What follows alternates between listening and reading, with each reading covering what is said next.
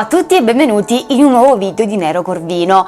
Oggi parliamo di parrucchieri, ma badate bene, non sono qui per fare una caccia alle streghe contro questa figura, amata, odiata, controversa assolutamente. Io nel video di oggi parlerò per linee di massima, ecco, quindi non ho intenzione di muovere una guerra contro i parrucchieri, assolutamente. I parrucchieri sono nostri amici, ci sono anche dei normo parrucchieri che ovviamente non verranno assolutamente toccati nel video di oggi. Svisceriamo un pochettino in modo molto easy la figura del parrucchiere e vi racconto anche qual è stata, diciamo così, la motivazione che poi mi ha spinto alla scelta di non ricorrere più alla figura del parrucchiere. Partiamo da un concetto super semplice. Chi è fondamentalmente il parrucchiere? Cioè, questa figura nasce per l'esigenza di fare cosa? Penso che questa risposta che poi diamo a questa domanda sia particolarmente significativa, perché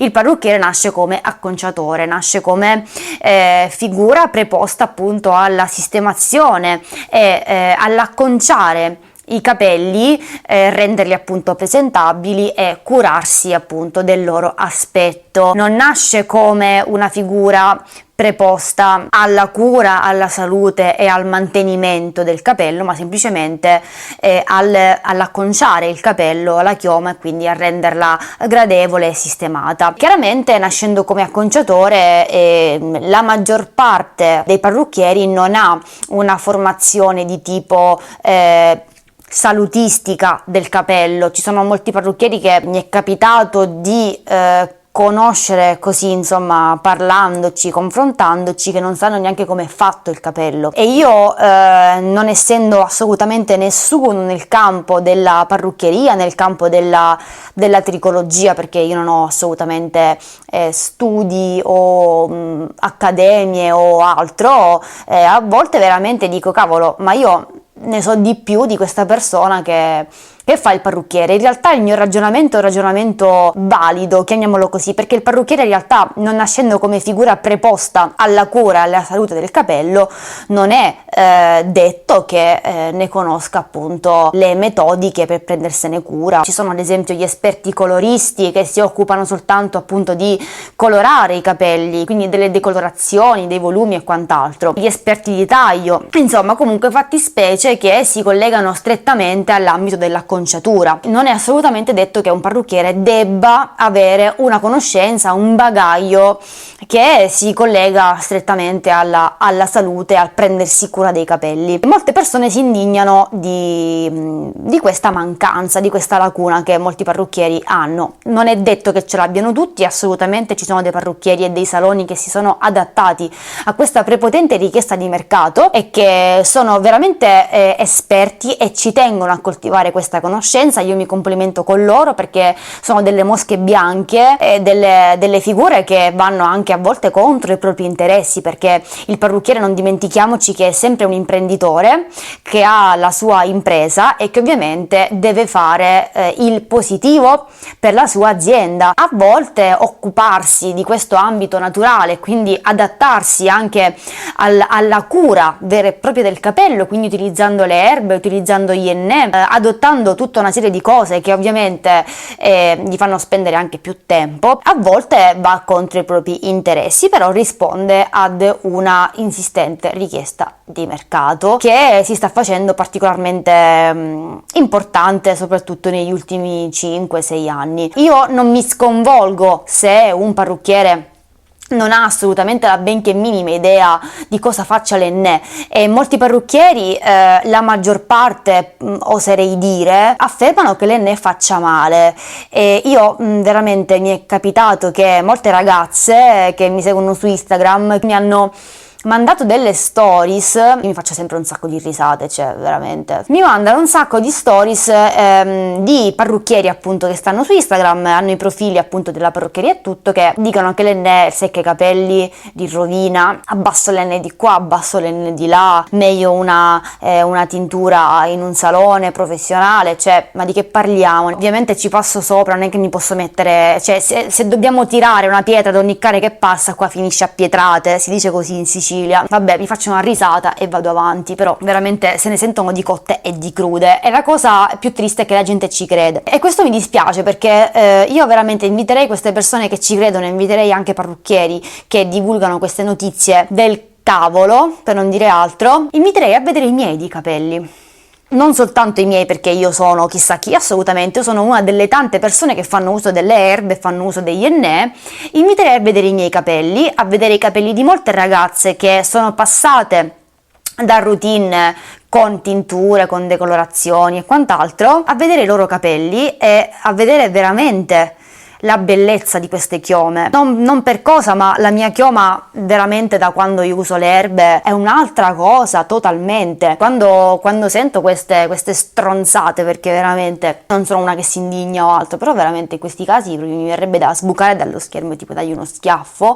Dico, ma porca miseria. E lo capisco perché lo fanno, un po' per ignoranza, un po' perché ovviamente la gente che sceglie di fare l'enne sceglie di farselo in casa, perché tendenzialmente i saloni che fanno questo sono veramente pochi, e ovviamente vanno contro gli interessi, cioè non è che un parrucchiere può dire fate l'enne e quindi la gente se lo fa a casa e non va al salone, anche perché non tutti si adattano a questi metodi naturali. Poi, a parte questo, che in realtà non è una cosa da tralasciare, molti parrucchieri hanno il raptus del taglio, tantissimi hanno il raptus del taglio, appena vedono capelli, non lo so, gli prende tipo una sincope e cominciano a tagliare, ed è la stessa cosa che è successa a me ben 10 anni fa ormai, che è stata proprio la goccia che ha fatto traboccare il vaso. Io avevo chiesto un taglio all'altezza della cintola, diciamo così, e mi è arrivato qui praticamente. Da lì io ho detto basta, e adesso me li faccio crescere come se non ci fosse un domani, non vado più dal parrucchiere, ci penso io, faccio io di qua e di là. E così è stato. Magari ho avuto la sfortuna io di trovare un parrucchiere che non fosse diciamo un normo parrucchiere, chiamiamolo così. Probabilmente era uno squilibrato, però mi rendo conto che la maggior parte delle persone che mi contattano si lamentano proprio di questa caratteristica sadica che hanno i parrucchieri. Probabilmente hanno il feticcio del taglio, non lo so, vai a sapere. E questa è stata anche una delle motivazioni che mi ha spinto a non scegliere più di ricorrere al parrucchiere. Quindi diciamo che la sfiducia che nutro nei confronti della maggior parte dei parrucchieri, unita alla scarsissima conoscenza delle metodiche naturali, quasi si coltiva veramente un'ignoranza, cioè assurda, cioè non solo sei ignorante riguardo a questa cosa, che tra l'altro è una cosa che potresti tranquillamente adottare, quindi non è che va contro i tuoi interessi, devi adattarti tu, perché un giorno dovrai adattarti, perché se questa è la domanda del mercato devi adattarti pure tu, quindi prima o poi dovrai farlo, quindi è inutile che ti schieri contro l'enne e tutte le altre cose, perché un giorno probabilmente dovrai andarci a braccetto. Ma poi anche la cattiva informazione, questa è la cosa che mi fa arrabbiare, la cattiva informazione. Va contro i tuoi interessi di parrucchiere? Ok. Va contro il tuo salone? Ok, va bene, però non dire assurdità. Poi sta cosa che hanno di tagliare, mi fa paura il fatto che veramente loro abbiano le forbici dalla parte del manico, e io non nutro assolutamente fiducia nei confronti dei parrucchieri, infatti io me li taglio sola. I prezzi dei tagli da donna sono assurdi, sono altissimi, ingiustificatamente alti, perché vi assicuro che il taglio uomo è molto più difficile da realizzare dei tagli femminili. Io ho cercato di istruire me stessa riguardo appunto ai tagli, perché ormai io mi taglio i capelli da sola da 10 anni e taglio anche i capelli di mamma, di mia sorella e a volte anche di mio padre, anche se devo ammettere appunto che tramite proprio esperienza diretta che il taglio maschile è molto molto difficile. I prodotti anche di styling in realtà non sono da meno quelli che vengono utilizzati per gli uomini, soprattutto quando si ricorre ad un certo taglio maschile molto tridimensionale, molto sofisticato, limitato, ci vuole anche un margine di styling fatto con cere, prodotti eccetera, quindi il costo non è assolutamente minore, o la manodopera non è assolutamente minore, quindi io non mi spiego com'è che il barbiere da uomo o il parrucchiere da uomo costi molto meno rispetto a quello delle donne, perché ci sono uomini che fanno le decolorazioni, ci sono uomini che hanno pure i capelli lunghi, ci sono uomini che vogliono tagli elaborati e ci sono uomini che consumano litri di lacca, cosa che io non faccio. Posto che il parrucchiere è comunque un imprenditore, il parrucchiere non è detto che debba avere delle conoscenze di tipo naturale o delle conoscenze che si collegano alla salute del capello, ma sia fondamentalmente un acconciatore 2.0, chiamiamolo così. La maggior parte dei parrucchieri viene colto da sincope quando vedono dei capelli e tagliano come se fossero dei sadici, come se avessero il feticcio del taglio. I prezzi sono assurdi, posto che io non mi fido perché ho avuto sempre esperienze pessime, allora ho scelto di tagliarmeli da sola. È anche vero però che i miei capelli non necessitano di un parrucchiere. Quello che sto cercando in realtà è semplicemente un parrucchiere nel senso veramente molto generico del termine, cioè una persona, un povero Cristo, diciamo così, che riesca a farmi un taglio a U, nient'altro, soltanto perché non riesco personalmente a realizzarlo. È molto difficile comunque fare un taglio U da sole. I metodi ci sono, io ho cercato anche di realizzarlo, ho arrotondato un po' le punte, ma chiaramente non voglio azzardarmi e non voglio fare stupidaggini, perché comunque sulla mia lunghezza si vedrebbe. Non mi fido di nessuno, cioè non mi fido neanche di me stessa, figuratevi. Poi un'altra cosa importante è che non tutti hanno l'amore per la salute dei capelli. In alcune cose veramente mi confronto con saperi molto scarni che derivano da persone che dovrebbero saperne di più, quando io alla fine non ho nessun titolo, però mi rendo conto che il mio amore per questo ambito è così ampio che mi porta ad arricchire la mia conoscenza. A volte veramente in questo ambito più naturale saperne molto di più delle persone che nella nostra, diciamo così, percezione delle cose dovrebbero saperne molto di più invece di una come me. Basta vedere i miei capelli, il sapere io lo tramando